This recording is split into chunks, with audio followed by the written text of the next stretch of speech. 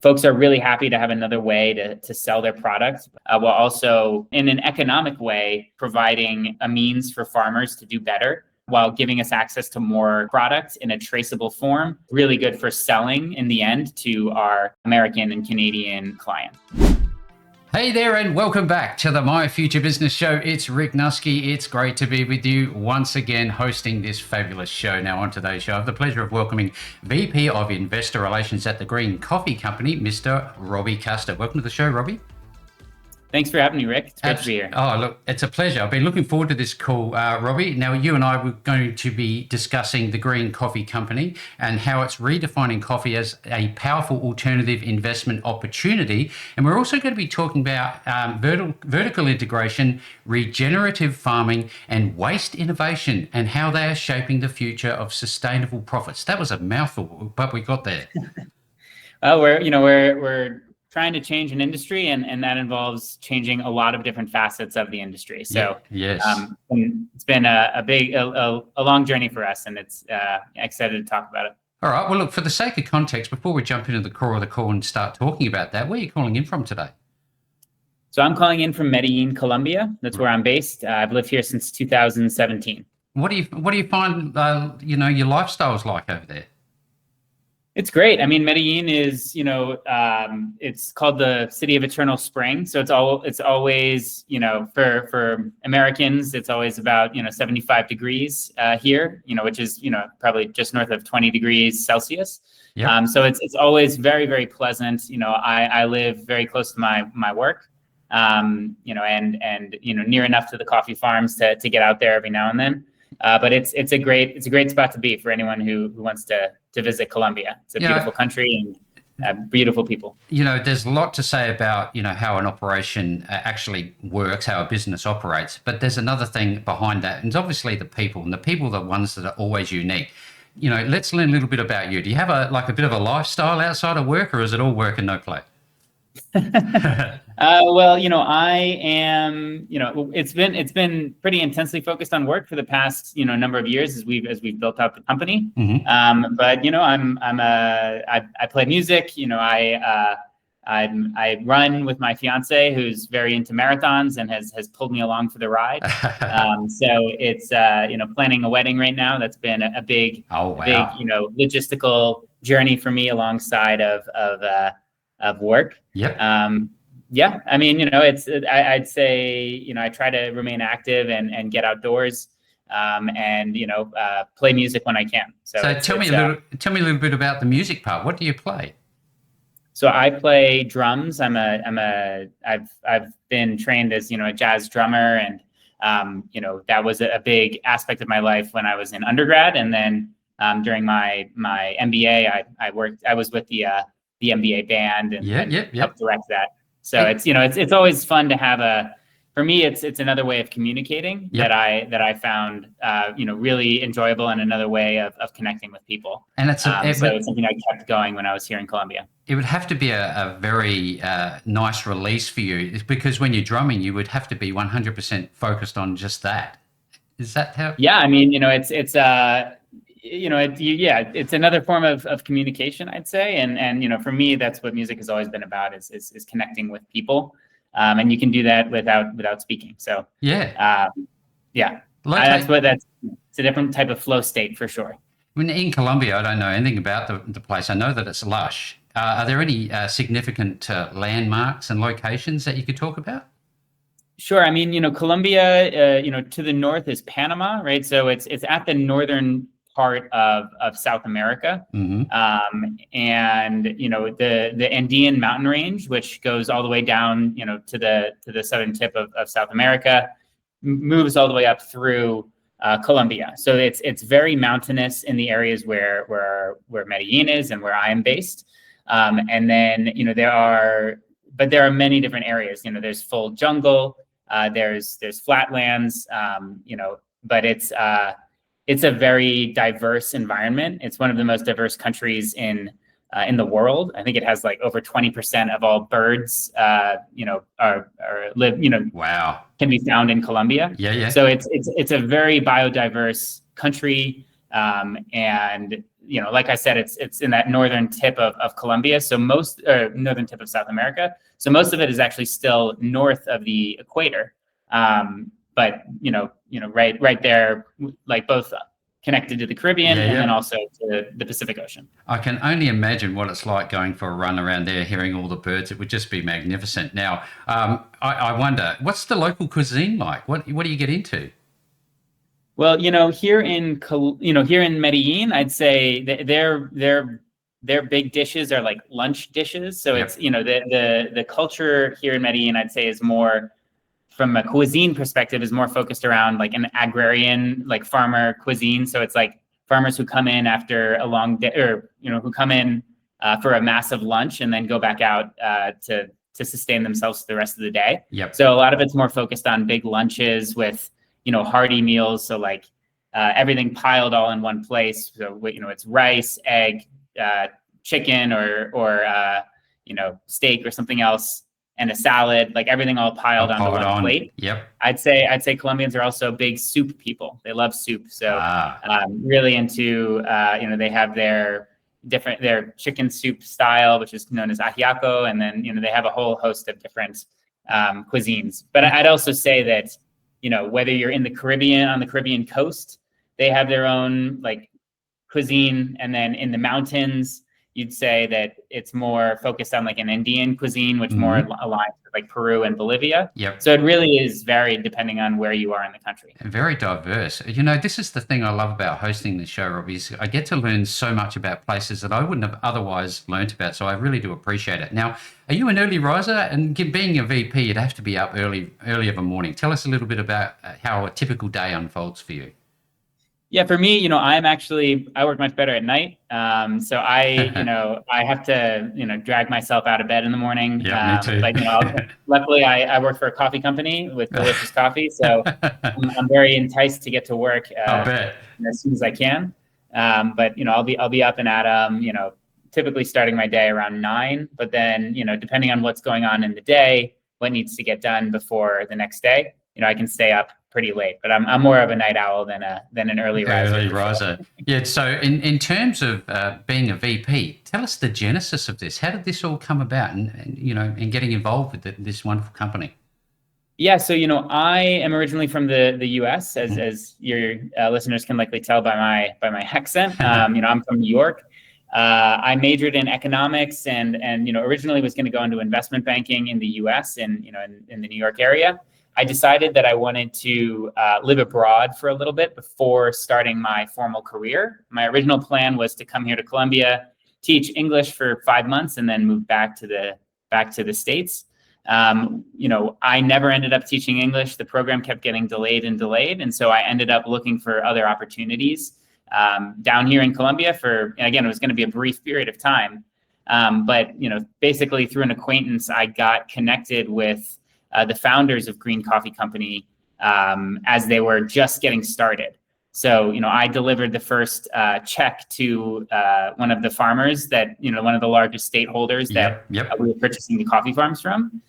Right when the company was getting started, they needed someone who could speak to American investors, who are the core base of our investing, our investment community. But someone who is also financially minded and had a financial background. So someone who could build out investor presentations, financial projections, and who could sort of be like a Swiss Army knife as we grew out the company from, like 5 people to, now we have about 400. So, I sort of fell into the role accidentally, starting more off as an analyst. And then, as the company's grown and, as we brought in more and more capital, it was sort of a natural fit for me to continue my work primarily with talking with investors and, folks interested in what we do here. Certainly a lot for us to learn today on the call about the Green Coffee Company. How much of Colombia does it, your footprint, let's say, is there many farms? Tell us how it's going. Sure. So we have 45 farms. We are only based, our farms specifically, though, are all in Antioquia, which is one state within Colombia. Right. So, everything is relatively consolidated. We sort of have three nexuses of farms. And, the thing is we need all of the product to come to central processing facilities. So we don't want to be scattered all over the country, at least at this point. We have about 4,200 hectares or over 10,000 acres of farmland that we manage. And then we work with about 1,500 small coffee farmers who, are sort of around us and, for long story short, are sort of along for the ride in our growth as we, build out our processing facilities and can connect them with better processing and a new way to sell their product. So, yeah, but that's still primarily right now, we're in Antioquia, which is this one state.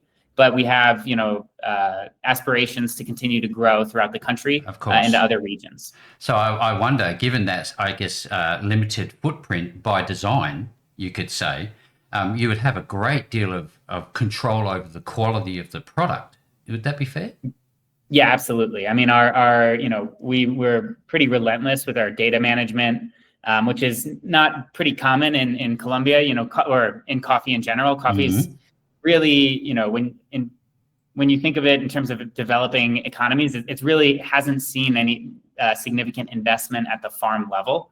And that's something that we're really bringing is smart people, new ideas, and a real focus on using data to maximize the quality of coffee that we produce. Whether it's at our facilities using the best technology to process the coffee, or installing meteorological instruments across the different farms to make sure that if there's a really hot day, we know that certain areas might need more fertilizer or more management to make, or the crops may mature more quickly, and so we'll be more ready to manage dealing and picking the crop when with that data. Yep. It's very scientific. It's not just about growing beans, that's for sure and certain. But I think if anybody was interested in getting involved with this type of organization, I think it's useful for the sake of context to understand the process behind, how do you make coffee? Sure. Yeah. I mean, it's coffee is one of those products that, we touch every day, but most people don't know how complex it is to get a coffee, a cup of coffee in front of you. Yep. The way that it starts is coffee. It's a semi-permanent crop, so coffee grows. It can grow. You'll typically have farms where the trees are between 5 and 20 years old.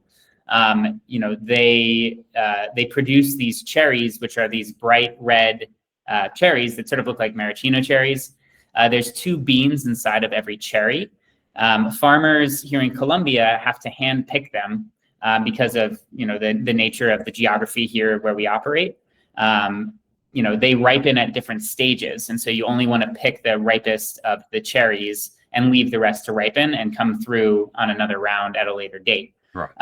So after you pick the cherries, you bring them to the way that we do it is that you bring it to what's called a wet mill, where you remove that cherry layer. That's called depulping. Then you ferment the beans in fermentation tanks to develop their flavors. Then you dry the coffee in these big mechanical dryers. Throughout that process, you're sorting out defects, rocks, and sticks and other things to make sure that you have a good quality product at the end. And then you deliver the coffee to what's known as a dry mill, where you basically with a massive grater, you remove another layer from the bean. You sort it by size, density, and color.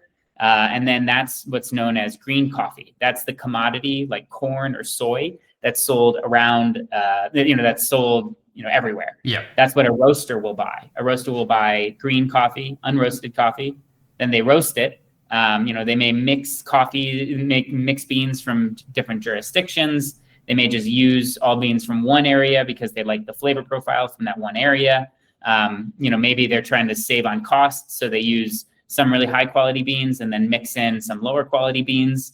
It sort of depends on what the roaster wants to do. Of course. And then, that ends up as your roasted coffee. When you grind it, you sell it as ground coffee, sell it in K-cups, bring it into RTDs, sell it as cold brew. There's a whole host of possibilities at that point.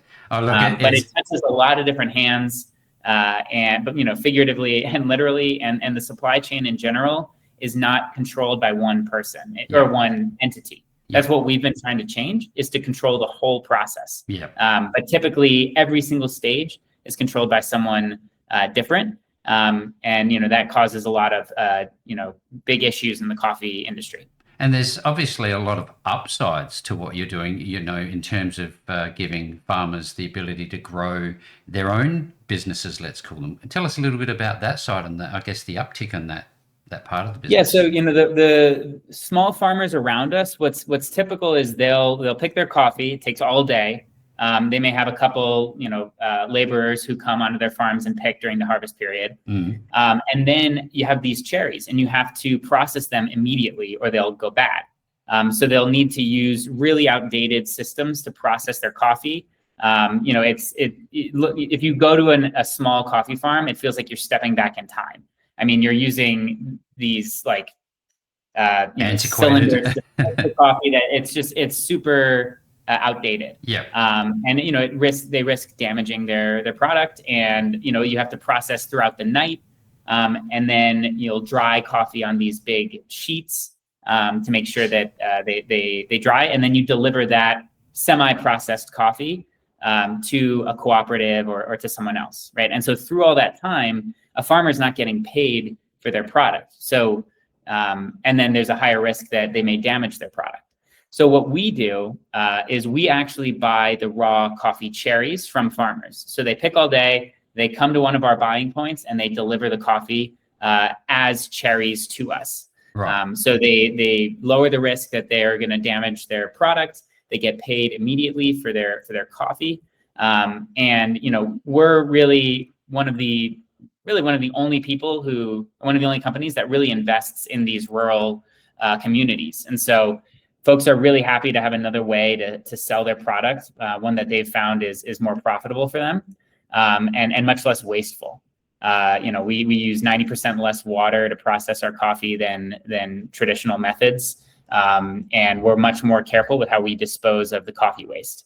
So for us, it's been a really great way to become an integral part of the community, while also in an economic way give back in terms of providing a means for farmers to do better, while giving us access to more product in a traceable form that is really good for selling in the end to our American and Canadian clients. I'm looking at the asset class question. I wonder why it's overlooked as a stable alternative so often. Most people don't have the opportunity to invest in coffee farming, right? So you may have, an investor may have the opportunity to invest in a coffee brand, but that's specifically like a branding exercise where you're investing in a consumer product. Other investors who are larger may have the opportunity to invest in farmland, but you really don't have the opportunity to invest in coffee farms. You have the opportunity potentially to invest in corn or soy. But coffee is just one of those agriculture products that doesn't have there's no real means to invest in coffee farming in a way that can actually generate profits. You'll see some people who come down here and try to buy farms, but if you're not in the industry, you don't understand all of the different complexities that come with operating a coffee farm. I mean, I'm not the one who's out there growing the coffee and managing our mills. We have a team of local Colombian experts who do this every day. And so, part of the reason why it's overlooked is because there's just not a lot of good opportunity out there to invest in the space. But it's a product that's, anti-recession. Everyone drinks coffee all the time. It's been steadily growing in demand for decades. And it's just one of those products that's not going anywhere anytime soon. And so, if you can find an opportunity to invest in the space in a way where you're managing the product at origin and controlling the whole supply chain, there's opportunities to make significant return if you if you're have the long-term vision for how coffee can be grown, processed, exported, and sold in the 21st century. Yes, very exciting feedback. Thank you very much. I'm looking at I guess you'd call them more traditional commodities like the golds and oil and all that sort of thing in terms of their volatility and constraints and long-term demand. But what makes coffee fundamentally different when we think of it like that? Coffee. I don't know if I'd say coffee is like fundamentally different from other commodities in certain senses, right? Yep. It's a commodity like any other. So, for example, right now, coffee prices are incredibly high because of droughts in Brazil, the tariff situation, right? There's a lot of volatility in the industry, and so coffee, like many other commodities, are feeling that. The lumber industry back during, I believe it was during COVID, had massive spikes in lumber, so these sorts of things happen across commodities. What's very interesting with coffee specifically, though, is that consumers really do care about where their coffee comes from. That's pretty unique. You don't necessarily care where your corn comes from, or you're not looking at the label of a snack bar and are like, where's the soy that's in this snack bar coming from? Yeah. It doesn't really cross your mind.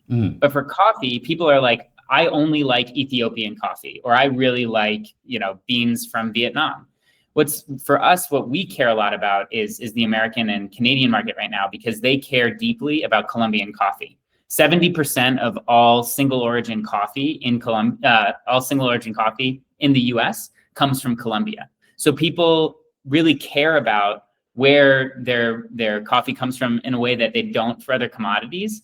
And that's an opportunity to take advantage of. And so, we, as a Colombian coffee producer, we can bring 100% traceable Colombian coffee to the U.S. market in a really unique way that, does make us different from other commodities and how they're viewed in your typical sense. Yeah. But specialty coffee in general moves differently than your typical commodities, but you still face that sort of pressure. Yeah. And so for us, getting out of the commodity business is it's a big goal for us, rather than selling unroasted coffee, where you do have to sort of deal with these volatile swings in pricing. Like right now it's great, but tomorrow pricing could fall by 50% and we have no control over that.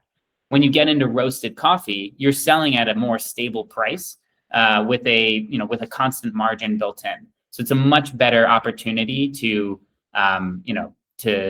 make good money for our investors and make sure our company is stable for the long term. Great feedback once again.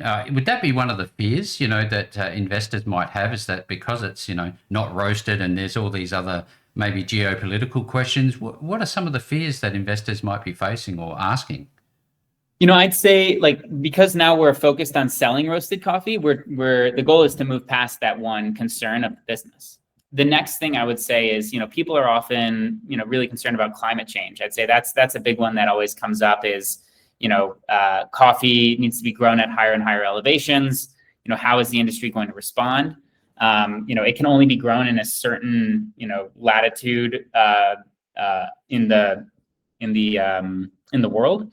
And so, that for us is something that we feel really good about in terms of how we're managing. We have some of the best agronomists that we found for coffee working on our team, thinking long-term about what new varietals we'll grow on our farms. I mentioned the meteorological stations that we have across our farms. That data that we use is very helpful in designing our operations to be more climate resilient. I'd also say, planting trees to make our farms shade grown to protect against, the worst heat waves that come through our farms. And then also the fact that we have only high elevation farmland is a big, important piece of the puzzle in terms of how we're managing our farms. But that's the case with any agricultural product. Yeah. But the key thing is to have a long-term strategy where you're investing in, and you see clearly that the future is going to look a certain way, and you got to deal with it now. And so we're pleased with the team that we have, and that we're happening. Yeah, we're trying to be clear-eyed about the future and be well positioned to handle it when if and when that future arises. becomes the present. Fantastic. Look, I guess we're starting to talk a bit about vertical integration. During the opening of the call, I said we'd talk about it specifically. Can you just explain it so that we're absolutely clear on what vertical integration means? Sure. So when you think about any product, typically a product will have, many different components. Let's say it has many different components where you have to build a phone. Let's say you're building out your phone. You have to source the plastic from one place. You have to source the glass from another place, the rare earth metals from another place. Then you have to construct the phone. Then you have to deliver the phone, and then you have to sell the phone to all the different phone buyers out there. Vertical integration means that you control every single step within the supply chain. So you control sourcing the materials, you control the build out, you control the sales, you control the marketing. You control the full chain you control the full chain associated with that product.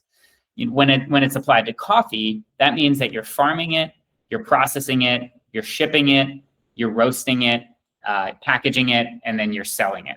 So, what's been the most common move in coffee is to have everything be totally fragmented. So have every person, have every stage of the supply chain be managed by someone different. The potential benefits that come from that is that you can specialize in just your area of focus. But the challenge is that the industry for coffee has had so many intermediaries between the farmer and the end consumer that so much of the margin is being eaten up by the different intermediaries that really don't need to be there. The other aspect of this is that the end consumer really cares a lot about where their coffee comes from. So they want to know where the farmer who grew their coffee and when it was grown and all the different elements associated with it, in a way that's not the case for other potentially more specialized industries or things like corn, where one farmer may manage 1 million hectares.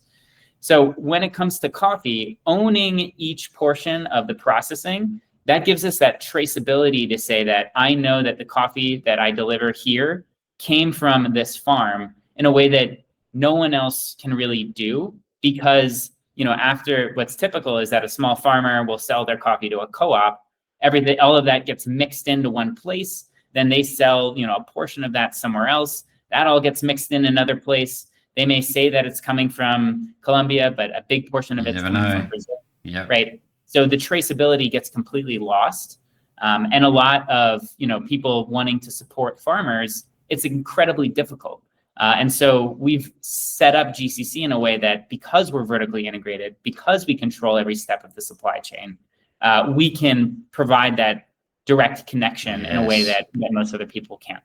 That's, from crop to cup, that level of quality control, to that moment that you lift that brew to your mouth and you take a sip, and just knowing that absolute traceability must be so pleasing for a lot of people who really need to know that, not only just as investors, but as consumers as well. I wonder, Absolutely. You've raised over $100 million from nearly, I think it's 500 individual investors thus far. What's your fundraising strategy? I guess podcasting is one. And how are you going about it? I'd say we had a core group to get started of real estate investors who were very interested in Colombia specifically. That was a big basis for us. But then since then, it's, I would say that one of the most important things that we care a lot about is our communication. So with our existing investors, we're providing weekly updates on what we're doing. We do quarterly updates for our investors, webinars. We're constantly communicating and as transparent as possible with everything that we're doing. Typical investors the typical investment for an investor is not coffee. They don't know much about it. Yeah. So we have to build up a certain level of trust in what we're doing, because it's pretty far outside of most investors' comfort zone. So we need to explain the industry in a way that makes sense for folks, and make sure that they're excited and along for the ride as we build out this business. And so every round that we've done for investment, I would say well over half of the round is done by existing investors who are really excited to see how we've grown this business from what was just 3 small farms to the largest producer of coffee in Colombia, now managing the Juan Valdez brand, which is the national Colombian coffee brand in the United States and Canada. Right. So we've brought our investors along for the ride in a way that's pretty unique from what we've heard from investors who say that oftentimes they invest in something and then they don't really know what's going on. for us, it's like, you can always email me, but then it's also, we're constantly providing interesting updates and, informational tidbits about how the coffee industry works. And so I'd say that's the big thing for us, and strategy is treat your investors like adults, tell them what's going on, give them opportunities to connect if they want, and show them, the process to build up a company. It's not always going to be a straight line, but it's been, that's been our biggest success. That's right. In terms of, making sure, investors are satisfied and want to reinvest and want to continue to be part of the journey. I was thinking about asking you about Juan Valdez. Excuse me if I've pronounced it incorrectly. You've got exclusive rights to sell that brand in the US supermarkets and institutional channels. How did that come about? And I guess, is there a relaunch process going on with all of this? Yeah, absolutely. So Juan Valdez is for those who aren't familiar, it's the national brand for Colombian coffee. In the US, this was a brand that was really synonymous with coffee. Rick, I understand why you may not have heard of it in Australia, but it's for folks, really, especially Latin Americans or Hispanics, and then anyone probably over the age of 40. This was a brand that, was on Super Bowl commercials, iconic for the character Juan Valdez and his donkey. It was 100% Colombian, like richest coffee in the world, right? It's a brand that has become incredibly popular and still has a lot of staying power. It's one of the top 5 brands in the eyes of the consumer. But what Juan Valdez, it's owned by the Colombian government. So they did a lot of investment a number of, probably about 20 years ago. And then they had to stop. They focused more on cafe build out and, investments in Colombian coffee specifically, and less on the American market. So what we saw was an opportunity where, we have many, most of our team is Colombian, but we have a lot of American experts on, roasted coffee sales, and, building out a massive roasted coffee business in the US. It's something that we recruited for. And so for us, it felt like a natural combination to say that, look, you're only focused on cafes. Why don't you let us focus on grocery store, retail, wholesale channels, and bring Juan Valdez back to a market that really knows it well, and there's a lot of goodwill towards this brand that is incredibly popular. And so that's what we started doing back in March. That's when we formally launched the brand. Formally relaunched the brand in the US and Canada. We're already in, I'd say over 500 grocery stores, from Target to Harris Teeter. We're on Walmart.com. We're in Amazon. We're rebuilding out this brand that many people haven't seen on the shelves for a long time. And so, for us, it's one of the key channels for our growth. Is like we've talked about already, is moving away from the unroasted commodity business that's very volatile, and moving into roasted coffee, where our story can shine through, and we can use this brand to bring a product to market that people have been looking for a long time. So we work with the entity that manages Juan Valdez very closely on this relaunch. They're building out cafes, and we're working together with them on this relaunch. But it's been a really great process as we bring this brand back, and bring it back for both the American consumer and also for the Colombian coffee growers who participate in this relaunch. Robby, what an exciting call. I know there's going to be people on the call today who are wanting to know more information. You did say earlier that you do webinars and that sort of thing, but from this point, getting to the point end of the call, how do people get involved? What's the next step for somebody who may want to invest in GCC? So I would say, there's 2 things that you can do if you want to get involved. The first one I'd recommend is try our coffee out if you're in the US or Canada. You can buy Juan Valdez coffee at juanvaldezcafestore.com. So that's one thing if you want to try out the fruits of our labor, pun intended, and enjoy the coffee and let us know what you think. So I'd recommend that. We have, the roast, we have bagged coffee, we have ready to drink coffee, like cold brew, and we should have K-Cups here pretty soon. The other thing is to check greencoffeecompany.com, our website, and you can contact us there.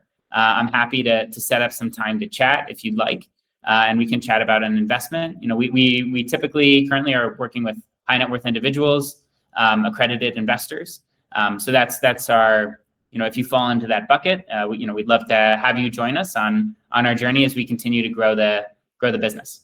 Excellent. Well, if you're on today's call and you're looking for more information, I'm going to be making sure that there are links provided below this call. No matter where you find this interview, you're going to find the links back to GCC. And with all that being said, Robby, great call. Thank you so very much for joining me on the show today. Absolutely, Rick. Thank you for having me.